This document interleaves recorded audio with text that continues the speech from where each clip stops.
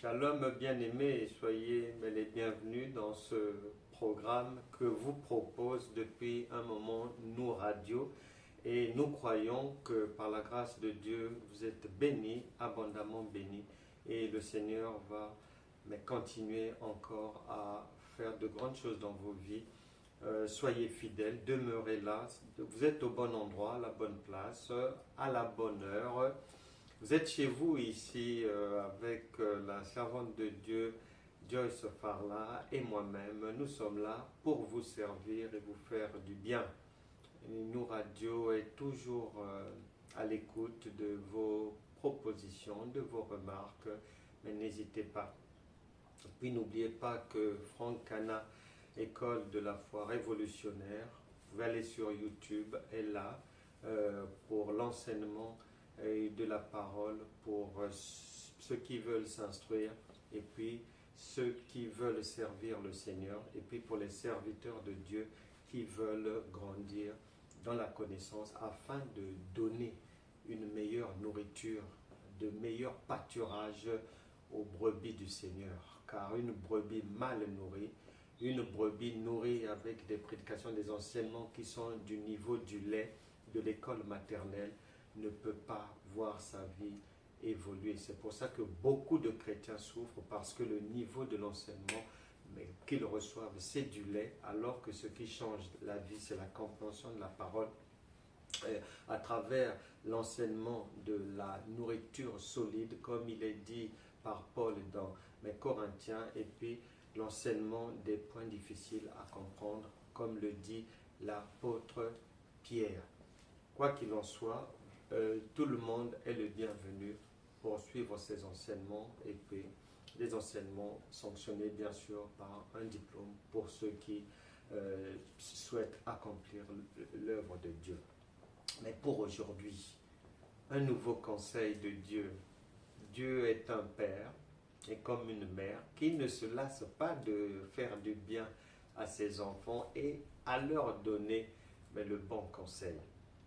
La Bible déclare dans Romains chapitre 8 verset 11, ma sœur, mon frère, que en fait, si c'est l'Esprit de Jésus qui habite en toi, si c'est Christ qui est vraiment là, eh bien, c'est une vie nouvelle qui va se caractériser dans les membres de ton corps, dans tes pensées, dans tous les domaines de ta vie. Donc, le Seigneur voudrait insister aujourd'hui sur le fait que tu ne peux pas vivre comme avant, que tu ne deviennes chrétienne, que tu ne deviennes converti, que tu sois animé de l'Esprit de Dieu. Tu ne peux pas vivre aujourd'hui comme tu vivais avant. Et beaucoup de femmes font quoi? En général, c'est beaucoup plus les femmes qui le font. Elles prennent les choses du mari sans demander la permission. Au prétexte qu'ils sont mariés ensemble, elle peut tout se permettre. Et il y a même des foyers, c'est dramatique. Il y a même des femmes qui font les poches de leur mari. Que le mari soit là, que le monsieur soit là ou absent. D'abord, vu que c'est elle qui fait la lessive, elle récupère les pantalons du monsieur. Elle fait les poches. Mais il n'y a pas que ça. Il n'y a pas que cette catégorie-là. Il y a une autre catégorie encore. Je ne sais pas comment les appeler. Si c'est tigresse, si c'est folle, je ne sais pas. Celles-là, c'est devant le mari. Elles mettent leurs mains dans les poches du mari. Poche de devant, poche de derrière, pour prendre les billets, pour elles se servent. Non, il ne faut pas faire ça. Et dans d'autres couples, c'est en l'absence du mari qu'on fouille là où il a mis de l'argent. On fouille là où il a laissé un chèque déjà signé. Et on prend. Et on va s'acheter des robes. On va faire ses courses. On va faire la vie. Au prétexte que vous êtes mariés ensemble. Ah, ma soeur, la Bible déclare que Dieu est un Dieu d'ordre. Pardon. Ce n'est pas parce que Les gens sont mariés, les gens sont en concubinage de longue durée, qu'ils vivent ensemble depuis 5, 10, 15 ans ou 20 ans, qu'ils ont eu des enfants, que tu peux à chaque fois le faire. Non, c'est méprisant, c'est manquer du respect à l'autre. Ça peut arriver exceptionnellement. Une situation arrive, monsieur n'est pas là, il est présent au travail ou en voyage, bon, pour réagir à l'imprévu, bon, et tu peux, ma soeur, aller te servir là où tu sais, tu prends l'argent et tu règles peut-être le besoin de l'enfant ou la réparation de la voiture ou encore autre chose comme besoin. Oui. Mais maintenant, non seulement le faire tout le temps, c'est pas bien. Le dépouiller devant lui au prétexte que tu t'imposes là, comme une tigresse, comme une lionne, tu ravis l'argent dans ses poches, tu prends son sac, tu te sers au prétexte que tu es madame. Non, non, non, non, non. Dans l'amour, le gangstérisme n'existe pas. Non, non, non, non, non, pardon ma soeur. Le Seigneur voudrait que tu reviennes à de meilleurs sentiments. Tu peux prendre en son absence exceptionnellement, mais ne lui fais pas les poches devant lui. C'est un manque de respect. Et tu peux à la rigueur, au moment de nettoyer ses vêtements, faire ses poches pour que l'argent ne se retrouve pas dans la machine, broyé et tout. Oui, mais quand tu trouves quelque chose, mais dis-le lui au moins. Et puis, surtout, quoi de mieux que de demander? Si tu l'aimes vraiment, s'il t'aime vraiment, la vérité est bonne à dire. Il ne te refusera pas ce dont tu as besoin. Sauf si tu es toujours dans les exagérations, les menaces, mauvais comportements, mauvaise attitude, dans les injures, dans les crachats. Là, non.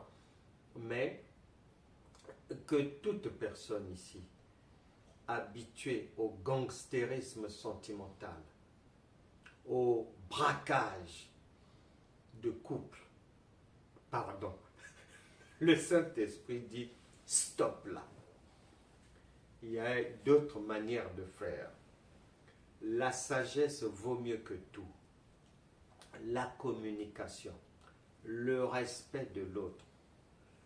Tu ne peux pas dire que tu l'aimes lorsque tu te comportes comme une voleuse dans le foyer. Non. La délinquance n'a pas sa place dans un couple qui se respecte, dans un couple qui veut aller loin, dans un couple en construction, dans un couple qui veut préserver son édifice. Non, non, non, non, non.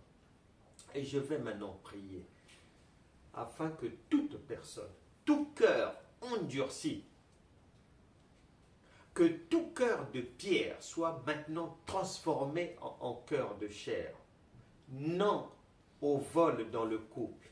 Non aux poches faites par la violence dans le couple. Non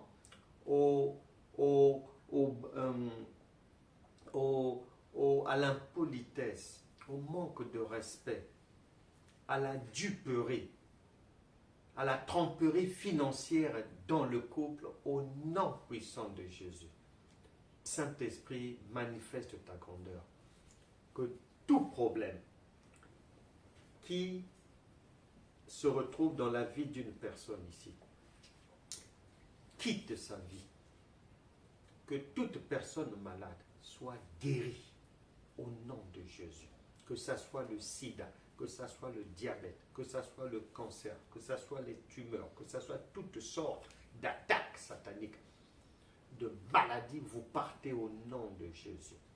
Que toute présence de serpent dans un corps, toute présence d'araignée, de limaces, de tortues dans un corps, de grenouilles, de chenilles, de cafards, d'asticots dans un corps, dans des parties génitales, vous partez maintenant au nom de Jésus.